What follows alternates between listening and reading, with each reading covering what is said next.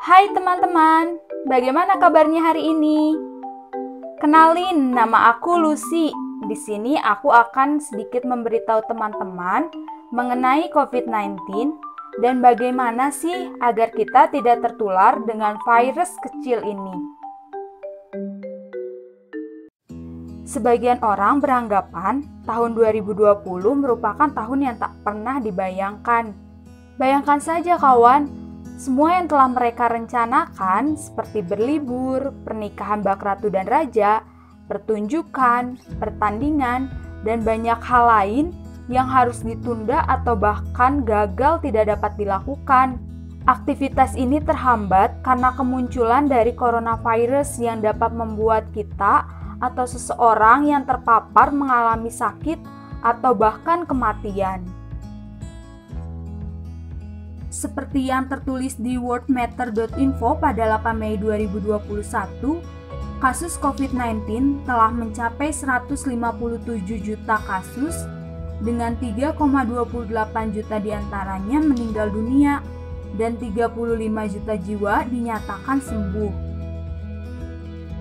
COVID-19 itu sendiri merupakan singkatan dari coronavirus disease yang artinya penyakit yang disebabkan oleh coronavirus.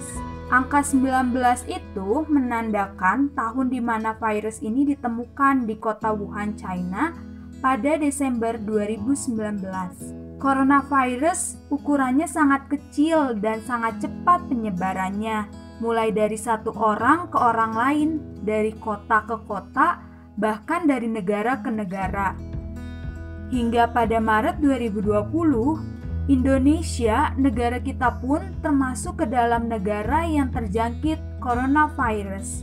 Ukuran dari virus ini sangat kecil dan dapat menginfeksi sistem pernafasan tubuh manusia. Kebanyakan dari kasus yang didapat, virus ini dapat menyebabkan infeksi ringan seperti flu, namun dapat pula menyebabkan infeksi berat seperti infeksi paru-paru atau pneumonia. Coronavirus ini dapat ditularkan melalui droplet atau percikan air liur akibat batuk, bersin, atau ketika kita berbicara dengan orang yang terjangkit coronavirus. Dapat pula ditularkan ketika kita berjabatan tangan, berpelukan, dan memegang barang yang sudah terkontaminasi. Coronavirus ini dapat bertahan hidup di benda mati loh teman-teman, selama berjam-jam, bahkan berhari-hari. Gejala yang dapat terlihat ketika kita terpapar coronavirus yaitu kita mengalami demam tinggi dengan suhu melebihi 37 derajat Celcius, batuk dan flu, nyeri pada tenggorokan, tubuh yang terasa sakit dan kelelahan, sakit kepala, serta kehilangan penciuman atau pembauan. Coronavirus memang sangat cepat penyebarannya, akan tetapi kita tidak boleh panik. Penularan ini dapat kita cegah dengan selalu memakai masker. Masker yang disarankan oleh WHO yaitu masker medis, N95, dan masker kain. Lalu, kita juga harus selalu menjaga jarak ketika bertemu dengan teman atau keluarga atau kerabat, menghindari kerumunan, mengurangi mobilitas dan interaksi dengan sesama. Pencegahan yang terakhir yaitu dengan selalu mencuci tangan. Terdapat 6 langkah pencucian tangan. Yang pertama, tuangkan cairan antiseptik atau sabun pada tangan, kemudian usap dan gosok kedua telapak tangan secara lembut dengan arah memutar. Selanjutnya, usap dan gosok kedua punggung tangan secara bergantian. Gosok sela-sela jari hingga bersih. Bersihkan ujung jari secara bergantian dengan posisi saling mengunci. Lalu gosok dan putar kedua ibu jari secara bergantian. Yang terakhir, letakkan ujung jari ke telapak tangan, kemudian gosok perlahan. Mencuci tangan tidak hanya dapat dilakukan dengan air mengalir saja, tetapi dapat pula dilakukan dengan menggunakan hand sanitizer atau antiseptik. Ketika kita mencuci tangan dengan air mengalir dan sabun, lakukan selama 40-60 detik. Tetapi jika menggunakan antiseptik atau hand sanitizer, kita dapat melakukan selama 20-30 detik. Pencegahan lain yang ampuh yaitu dengan vaksinasi secara massal. Akan tetapi, banyak sekali orang yang takut melakukan vaksinasi karena banyaknya isu buruk yang beredar. Memang, sejak awal COVID-19 muncul, sudah menjadi pemberitaan di mana-mana.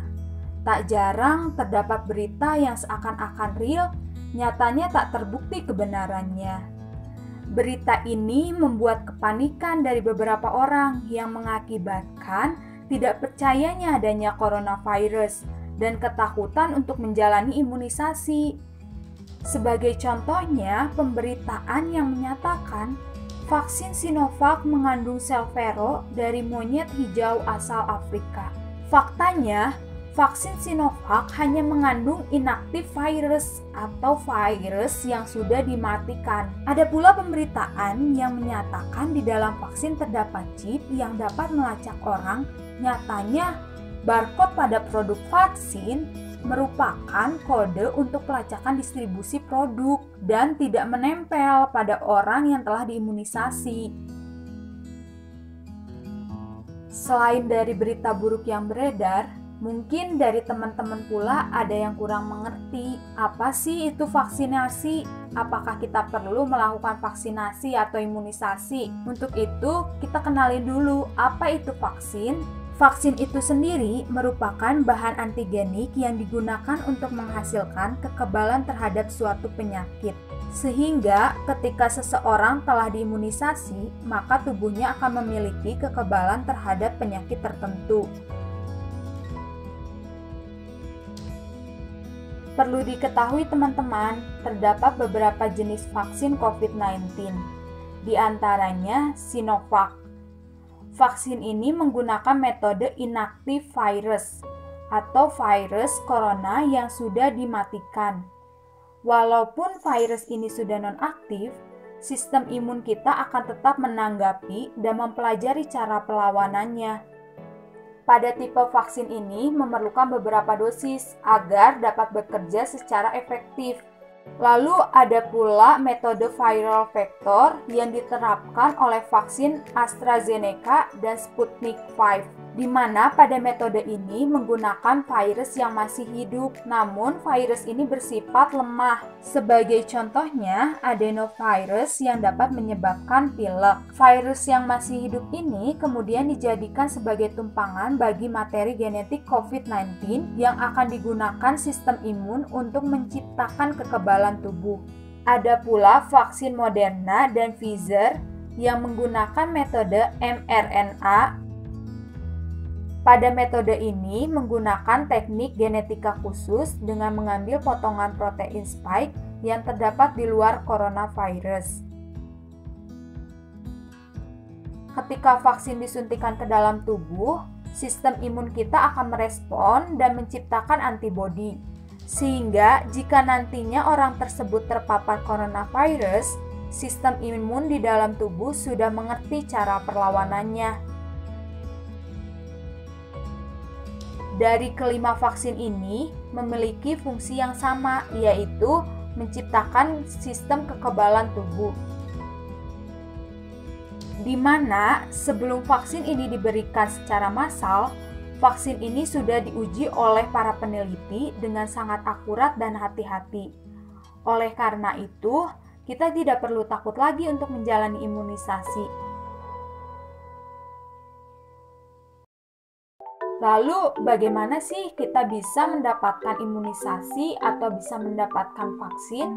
Imunisasi COVID-19 dapat teman-teman lakukan di layanan kesehatan bagi teman-teman yang berusia 18 hingga 59 tahun dan memiliki kondisi tubuh yang sehat. Teknik pelaksanaan imunisasi yaitu pertama, teman-teman datang sesuai dengan jadwal yang ada di undangan atau tiket registrasi elektronik. Kedua, petugas kesehatan akan memastikan teman-teman datang menggunakan masker, mencuci tangan dengan air mengalir atau hand sanitizer, serta melakukan cek suhu tubuh. Jika saat pengecekan suhu tubuh teman-teman di atas 37,3 derajat Celcius atau saat ditanyakan petugas memiliki keluhan kesehatan, maka teman-teman akan diarahkan menuju ruangan pemeriksaan umum. Kemudian, untuk teman-teman yang memiliki suhu tubuh di bawah 37,3 derajat Celcius atau tidak memiliki keluhan penyakit, akan diarahkan ke ruangan tunggu sesuai dengan protokol kesehatan.